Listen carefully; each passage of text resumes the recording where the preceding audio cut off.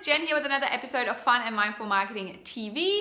And in this episode, we're going to look at the 3 purposes of communication. And yay, there's only 3 reasons that we actually communicate with each other. And it doesn't matter if that is in video form, in written form, or through audio, it's all the same. So if you're putting out content, it's really important to be clear on what your main purpose of what you're trying to communicate with your audience to make sure they get your message. So let's take a look at what those 3 purposes are. Number 1 is to educate and to inform. So it's kind of sharing information in some shape or form. And this is especially when we're creating, content for our business. Normally, in most cases, the main primary focus, like we're trying to educate people. Let's say we're putting out a blog post of, 5 tips to make video better. Let's take mine as an example. Just that's the only thing that kind of comes to my head right now. But do you mean like you've got some kind of piece of education that you're trying to teach people because that relates in some shape or form to your product? So you're educating people. Or if you are, you're putting out a blog post of 5, vegan friendly meals you can make in under 5 minutes. That's like, you're giving people instructions on how to cook a recipe.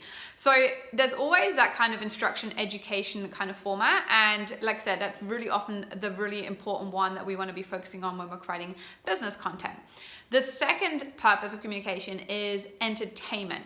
And we all know the entertainment industry is pretty big because of this. And this is why we have such great shows like The Bachelor and all these crazy things. And everyone loves watching the Kardashians because entertainment, it has different shapes of form. And I always say, a lot of these, especially what people call it kind of dumbed down entertainment, it's just escapism. Do you mean like we just want to escape? We want to be entertained. We want to laugh. We want something that makes us feel, good. And this is why entertainment is such a huge industry. And again, we'll talk about like in your business content. Again, often it might not be the main focus, but you can definitely entertain people alongside with your content as well. And then the third, reason, the third purpose why we communicate with each other is to build relationships. We are, social beings. And again, this is why it's really fascinating when you look at, social media and, online content, because it's like the mix of TV and being with people in real life. Like even though I'm sitting here talking to you over the camera, it almost kind of feels a little bit like being in real life as well. And when we're communicating with people in real life, we're getting obviously information, we're getting entertainment out of that person. They make us feel a certain way, but we're also building up that relationship. So, and you can do that in any form, if that's video, if that's a blog, post.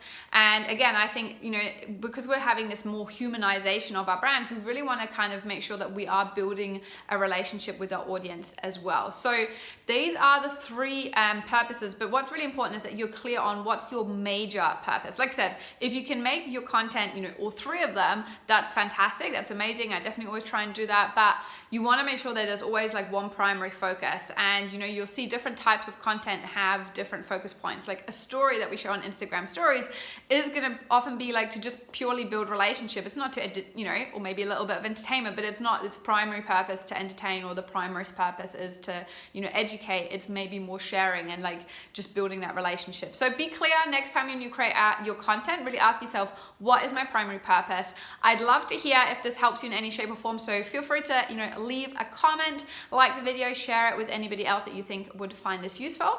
And if you love these videos and you love my like practical activities, why not check out the Power of Accountability group? So this is a free Facebook group that I do, and I jump in there live once a week. And this is more for me just to kind of get active, and I love giving activities and answering questions for people to make sure that you're kind of supported along your marketing journey. But other than that, thank you so much for watching, and I'll see you in the next episode.